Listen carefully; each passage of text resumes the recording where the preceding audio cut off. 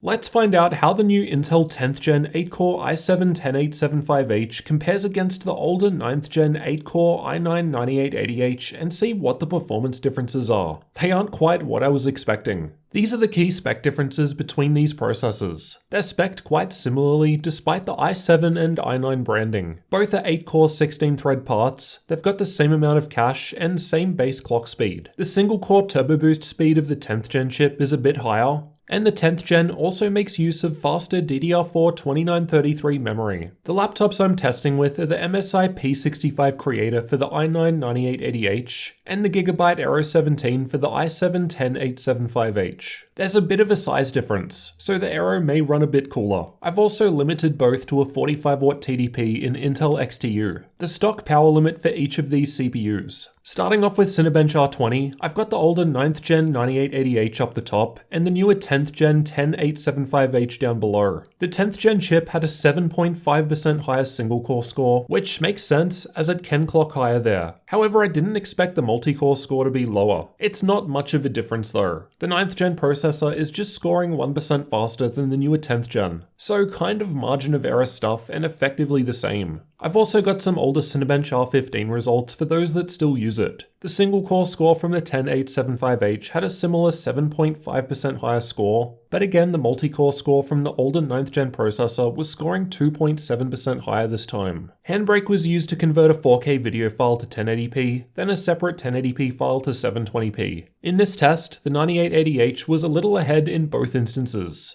Just 1% faster in the 4K test, or a 2.5% boost in the 1080p test. This is a multi-core test and it seems to match what we saw in the Cinebench multi-core results. Blender is another core-heavy workload, and the results were very close together here. The 9880H was just a few seconds faster in the BMW test, and the 10875H gets its first multi-core win in the classroom test. Though again, it's only a few seconds difference. At the end of the day, these are performing extremely comparably. V-Ray is another multi-core test. This time the 9th Gen processor was in front once more with just a 2.5% lead in this test. So a similar margin to many of the other multi-core results covered so far. The Corona benchmark also uses the processor to render out a scene. This time the 10th Gen 10875H was completing the task a few seconds faster, giving it a 3.5% performance lead over the 9880H. 7-zip was used to test compression and decompression speeds, and the newer 10th Gen chip was faster in both instances, with a 4.4% faster decompression speed and 2.6% faster compression speed, so a slight edge there. Veracrypt was used to test AES encryption and decryption speeds. For some reason, the 9880H was ahead in both of these tasks. Granted, I've found the Veracrypt benchmark to be a bit inconsistent, even when I take the average from 10 runs like I've done here. Geekbench 5 was hitting a 4.5% higher single core speed with the 10th Gen chip, which makes sense given the higher single core turbo boost speed. However, for some reason, the 9th Gen chip was scoring 10% higher in multi-core, the largest gain seen out of all tests with the 9880H. I've used Adobe Premiere to export one of my laptop review videos at 4K, and the test utilizes QuickSync, which both systems are able to take advantage of. Like many of the other multi-core tests, I was seeing better performance from the i9-9880H, which was completing this task around half a minute faster. I've also used the Puget Systems Premiere benchmark. In this test, the 10875H was scoring 0.6% faster, so not much of a difference, but at least it's ahead, unlike in the previous test where I actually exported one of my own projects.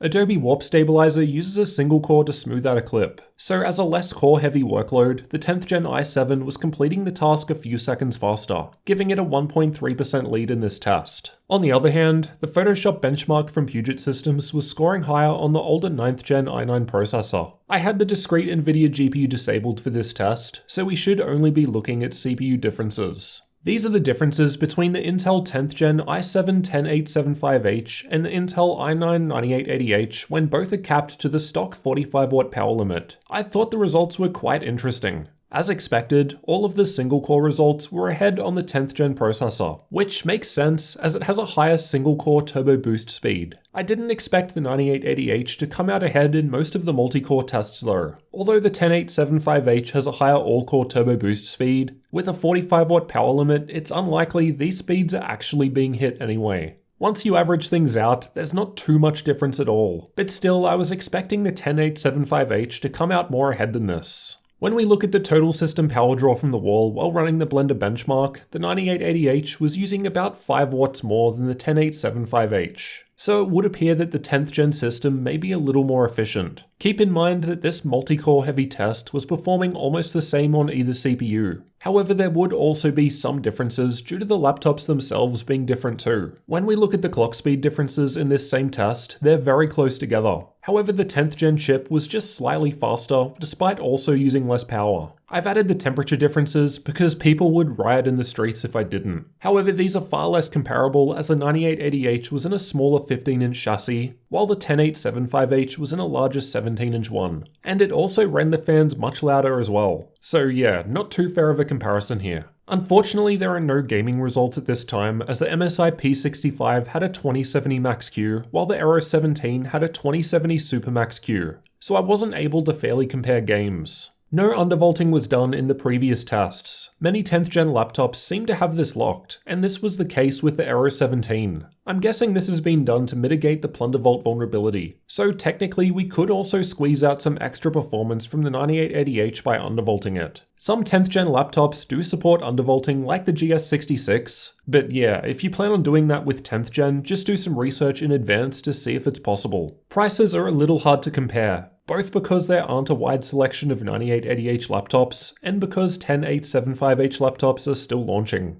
The P65 that I've tested here with same GPU and 32GB of memory and 1TB SSD goes for $2,700 US. The new MSI Creator 17 with 10875H with same memory and SSD but with newer 2070 Super graphics is about $300 more. It's hard to fairly compare as 10th gen also launched with new Super GPUs. You could of course get the same MSI laptop with 10875H for much cheaper though, but in general I'm not expecting the prices to be that much different. Even with 10th gen, 8-core Intel-based laptops still seem to come at a price premium, something that I hope will change in future as AMD's Ryzen 4000 starts applying pressure. When we look at the prices Intel is selling these to their customers for, the 10875H is apparently cheaper. Given the i9 is harder to come by, the 10875H is probably going to be the way to go simply due to availability. The key takeaway was that there really isn't much of a difference going from 9th gen 8-core to 10th gen 8-core. Makes you wonder if 10th gen is perhaps suffering from security mitigations or something. That might help explain some of the lower multi-core performance. Otherwise, I'm not too sure given they have the same core and thread count, same base clock speed, same cache and power limit. I don't seem to be alone in these results either. Tim from Hardware Unboxed showed a similar difference between these two chips. Anyway, let me know what you thought about the performance differences between the last gen i9-9880H and new 10th gen i7-10875H processors down in the comments. Which would you get and why? And if you're new to the channel, then get subscribed for future comparisons and tech videos like this one.